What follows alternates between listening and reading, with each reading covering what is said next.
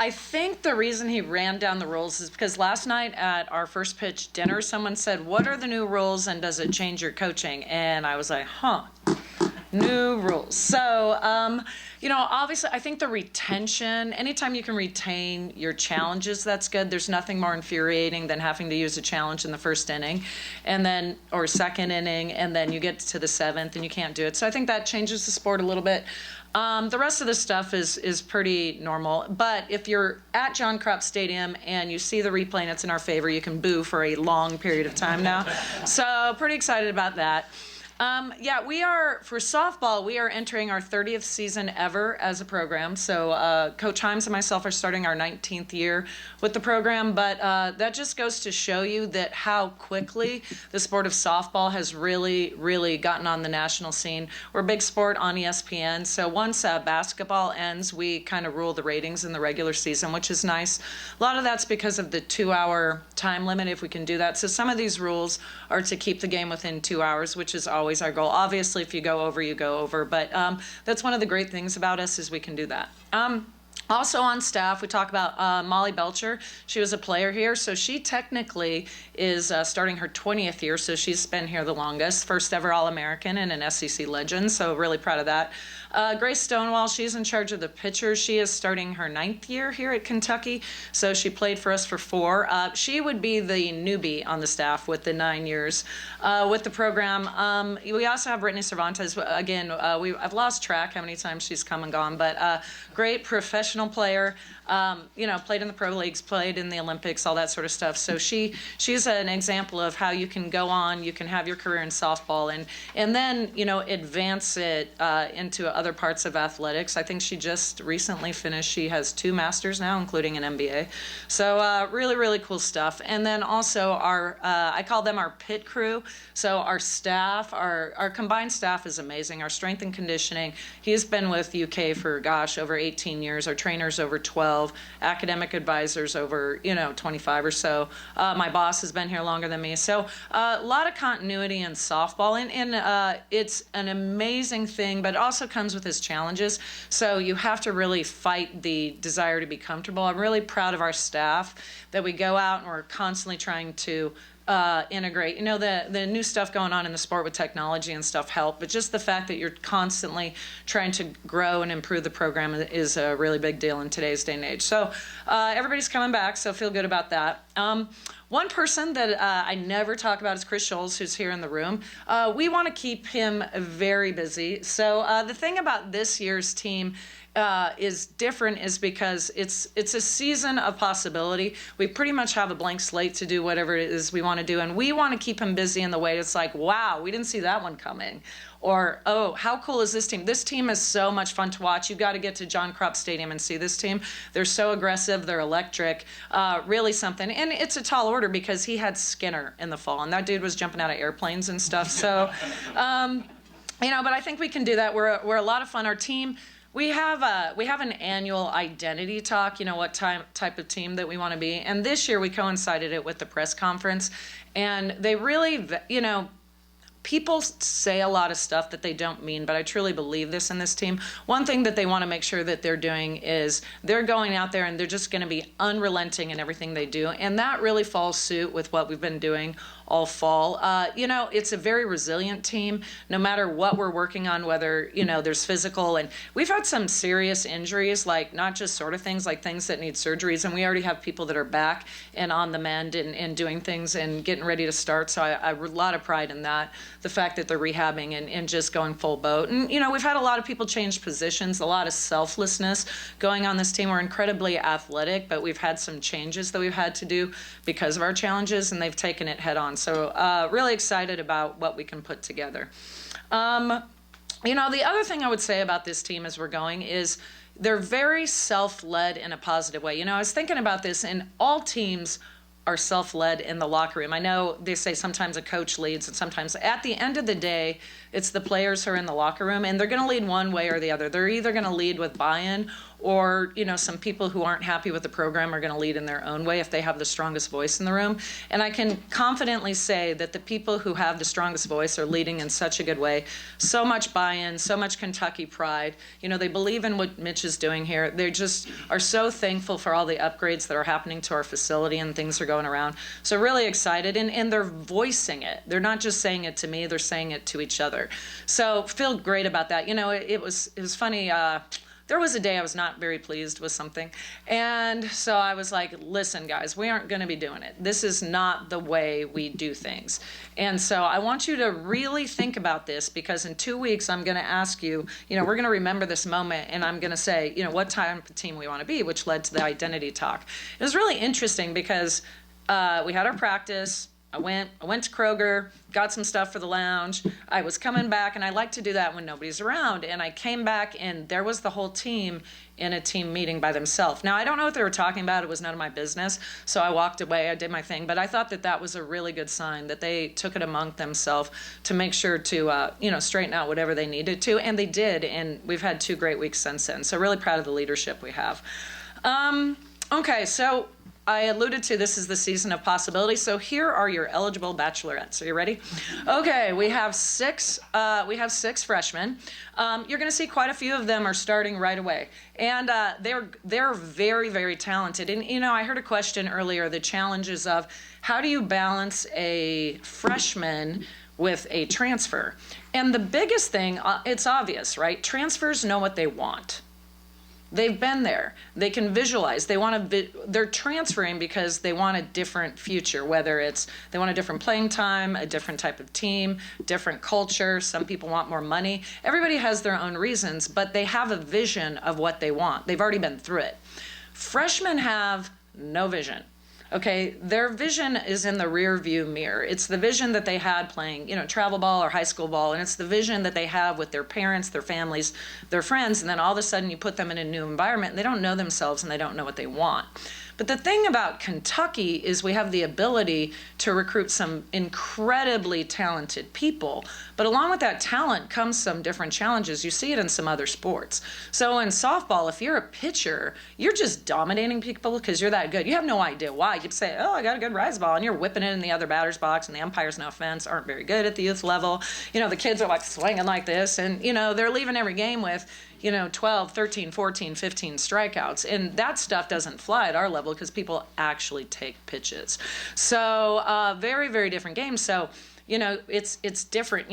Hitters, they're used to seeing balls that are coming in at, 65 miles an hour, 60 miles an hour at the youth level.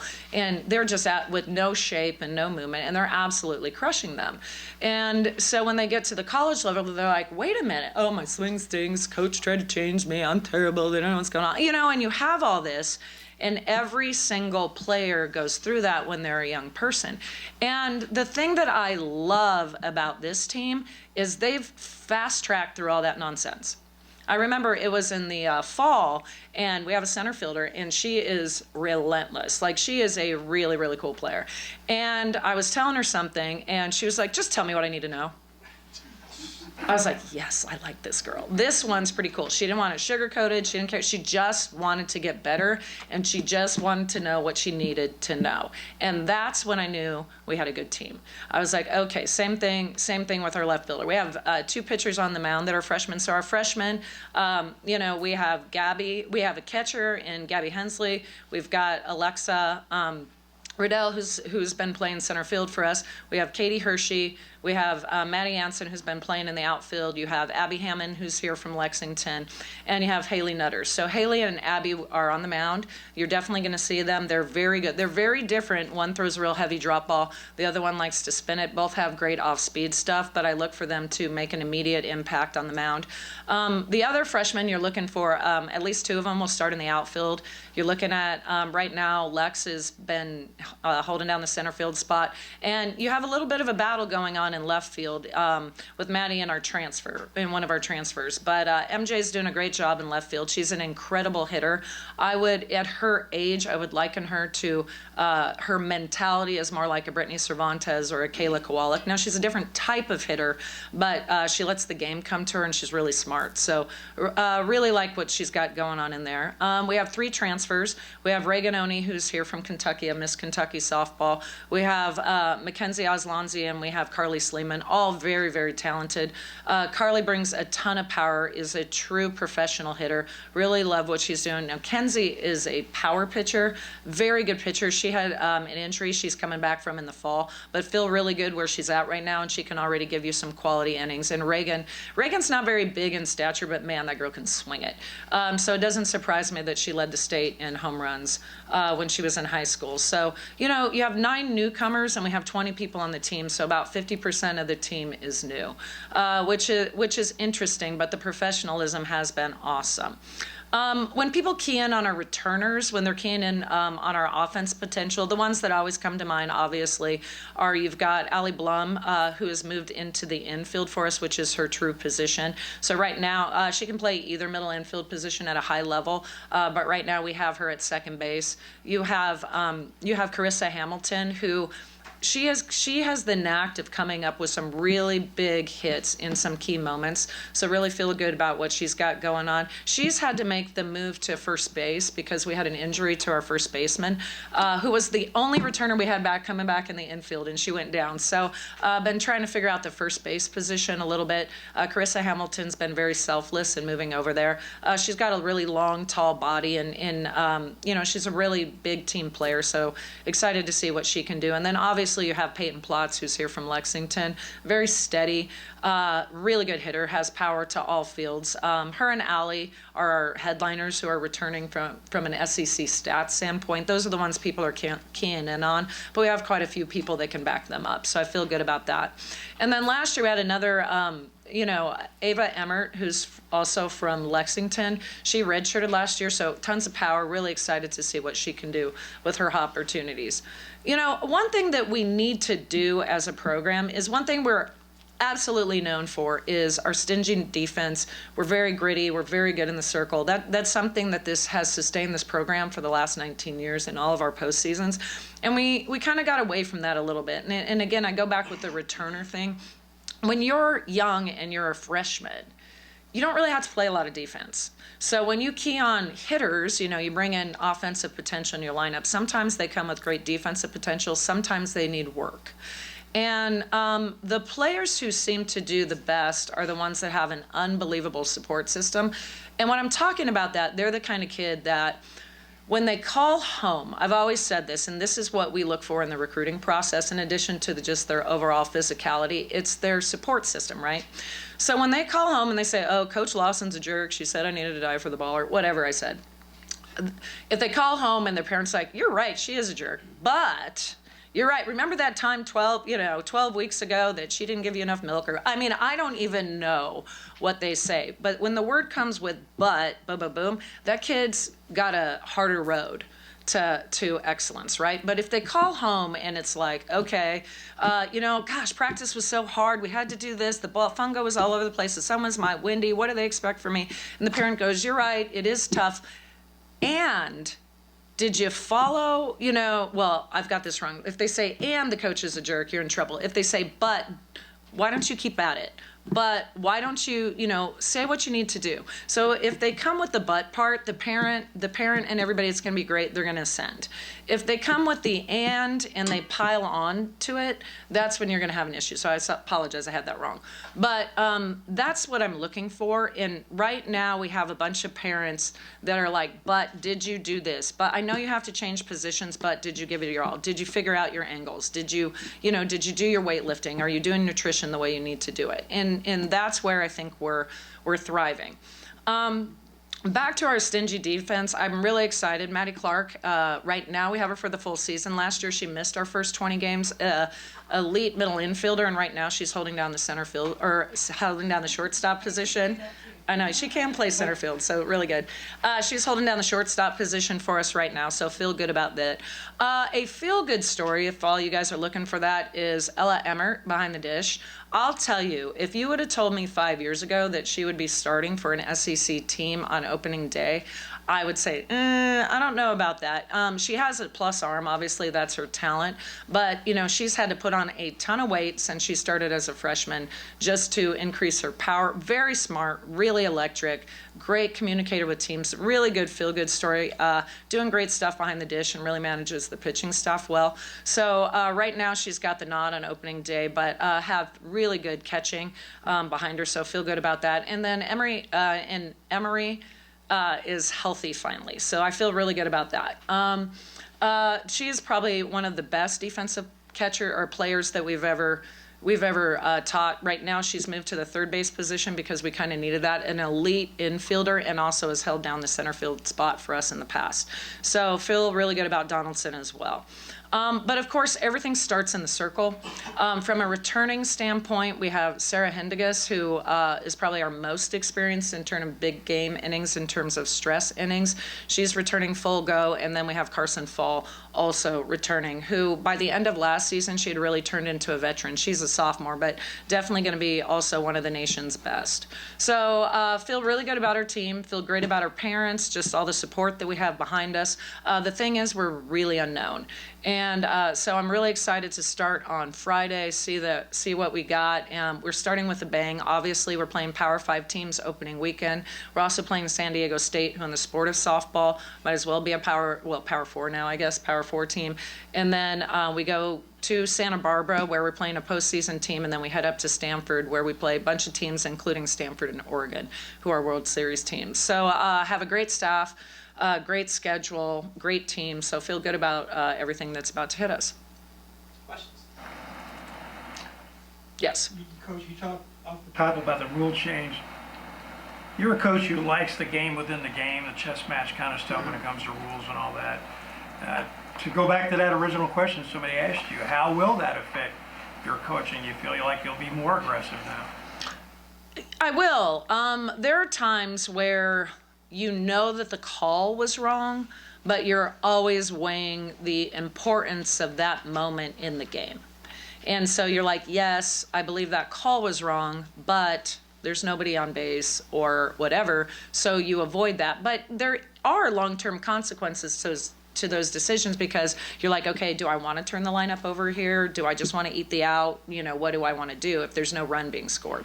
So that's the part that's going to change a little bit, in that you don't have to weigh that out as much, thinking long term, because if it's the second or third inning and you're like, well, do I need this timeout? Or do I need this challenge for the end of the game? You don't have to do that anymore. So I feel good about that. So it'll result in a couple more challenges, but not too many. The nice thing is, and I can't believe I'm saying this publicly, but the SEC has the best umpires in the country.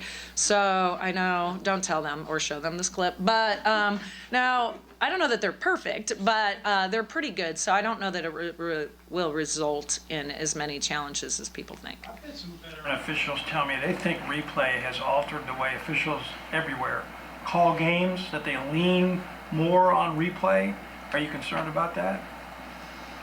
No, it might add to the length of the game. A prime example in softball is the fair foul situation. So they're actually taught to call the game, anything within doubt, to call it fair, because you can always turn it over and then put the runners back. So you see a little bit there, but I think the instinct of an umpire is to, get the call right on the field and try as much. I'll tell you what umpires can't stand. It's this on the video board thing that's about to happen. So I heard an umpire tell me this one time. He was like, what umpires don't like is the longer a challenge goes, they're replaying it on TV, and now it's going to be replayed in the stadium, and that just gives them an opportunity to get absolutely just trashed as an umpire. So that's the part that gets a little hairy for them. A ref that calls 3 technical fouls. Oh my gosh, right? Let me tell you, I shouldn't say this, but okay, so, and then, no, I'm going there. So the women's basketball, I had something to do, and so I didn't get to the game until it had already started. I turned on the women's game the next day, and the first first play I see is Drex technical, and I'm like, not even a technical. And I'm like, are you kidding me? So I was like, yeah, no, I just don't think Arkansas was good for us from a referee standpoint. It's terrible. Anyway. Rachel, it sounds like there are a lot of moving parts this year. It's hard for us to follow along. Maybe can you tell us maybe 2 or 3 benchmarks that we should be looking for early on to make sure that everything is on schedule? Yeah, you have to look at, obviously, our run production, right? Because we have so many new people, so it's the differential. So I feel confident in our defense and our pitching. That's our strength this year, so we can keep the runs down. The differential, can we put up more offense? Because in the SEC softball is just an absolute juggernaut when it comes to powerhouses. The athletes are bigger, stronger, faster than they've ever been, and our stadiums are only 200, 220 in center. So people are knocking balls around all the time. And so for us, just to look at that run differential, that's going to be a key stat. And then obviously, last year we gave up hits that I don't believe were hits. We also made a lot of errors. And so we really need to tighten up our defense. We've been doing that. We've worked really hard at that. So if we can keep that number a little bit more manageable, you're looking at a pretty good softball team. Rachel, this time last year you talked a lot about changing your philosophy a little bit post-COVID. How have you seen that affect? What effect have you seen in the last year? Just what's kind of a 10,000-foot view of the program? Well, it's really hard because when you have to change yourself, the thing that I guess made me so emotional about the thing isn't me, it's for them. So as a coach, I'm on my 19th year at Kentucky, but I'm 25, hopefully 26 if we play well. You never know, right? So my clock goes up. I have an infinite number. So what's going to stop me is either me or if I'm not getting the job done, right? An athlete's time is winding down. Okay, and I'm very, very aware of that. But the thing is, the things that the athletes and all these people want, most of them are not good for them. And I've never coached that way. I've always coached what's best for our athletes. So I had to come to peace with, okay, what's best for the BBN and this time period and what's best for the athletes. And so to do that, I had to basically kill myself off to do that.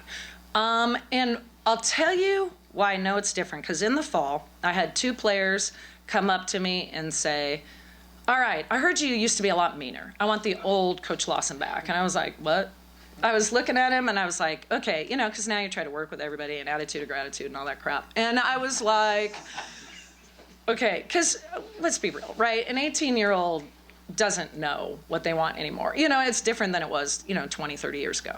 And they came up to me and I'm like, okay, let me get this straight. You want the girl who grew up in a family of 12, the youngest of 9 girls, who used to rodeo, who has made her way somehow from Montana to the Northeast all the way to Kentucky. That's the girl you want? And they didn't know that, but they're like, yeah, we want you to be a lot meaner. I was like, all right, okay. And that was the point I knew it got better. Because they wanted more. They weren't dancing around the issues. I wasn't dancing around them. I'll tell you, one of the things that I love about this team is I know that they have each other's back, and I know that they have our coach's back. And practice has flown by. And I'm like, I'm the type, you guys know me. I mean, I don't get into the numbers as much, but I obsess about the perfect practices, just to get everybody ready for opening pitch. I am obsessive about every single pitch, like it's its own thing. And I'm getting nervous because I'm kind of relaxed about it. And then I really had to stop and think about it this weekend. And it's because the team is so bought in and they want such great things for themselves. They're acting like mature adults. It's kind of like we're thrown back to 10 years ago. It's like they've captured that fire of what it meant to be an old school athlete, and they've brought it into the future, which is so absolutely cool. So when you leave practice uplifted for the next day. And so we're getting better and better at a pace where I'm not freaking out as much. And so it took me till this weekend to understand why I wasn't just mad all the time. And it's really because they're pretty good. But it's their response to me. But also they have no problem telling me what they want me to do. And not in a disrespectful way. They're all very respectful, but they're like, we need this, let's do this. And they will tell me in a mature way. And I love that about them. And so that's when I know that we've arrived, because they're not scared of me. They want what's best for them. They want what's best for their team. They want what's best for softball.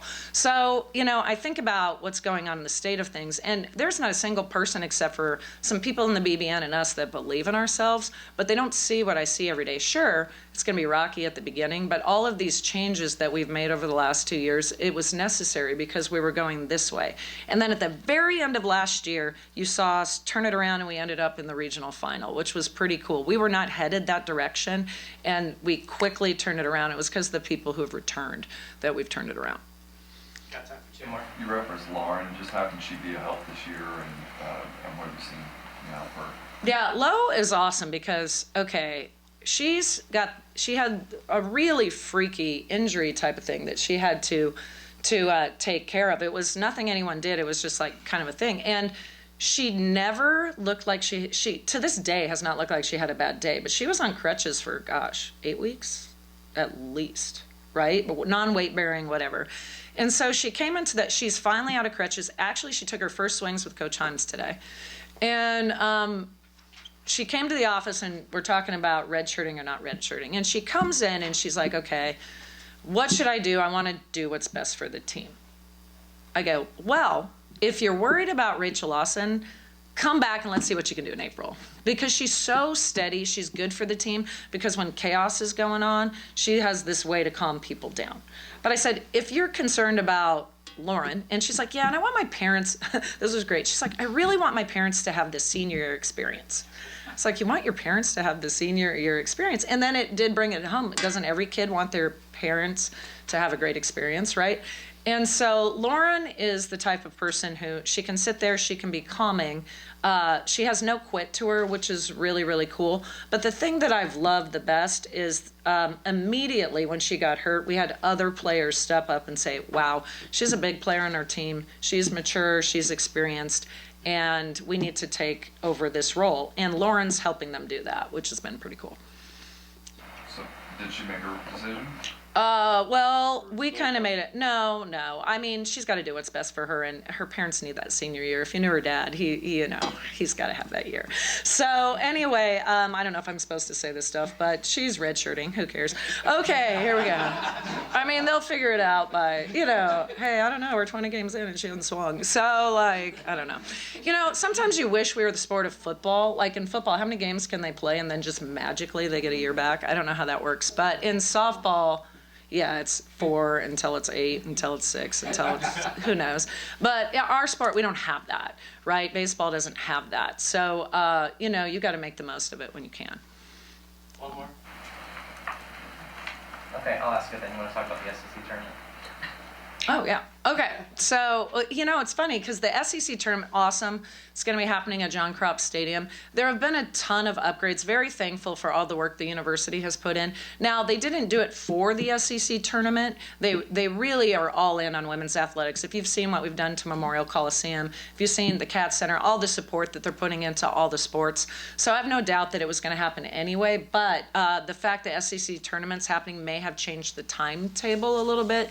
But the university has been unbelievable. With that said, we are hosting the SEC tournament this year. It's the last time it's going to be on a college campus for the foreseeable future. So, we have our operations staff is amazing. Sarah's been unreal, making sure all this stuff. It's the first projects I've seen actually go on time. So the amenities are not only fan amenities, but they're also for our team, and what we've done in our batting cages and our indoor have really brought us up to the future. So feel really good about all that stuff, but we will be hosting it this year. Tickets will be going on sale in a couple weeks. They will sell out within a day. So if you are a Kentucky fan and you want to be part of the SEC tournament, I recommend that you get on, as soon as they're announced, you get on the horn and you get your tickets.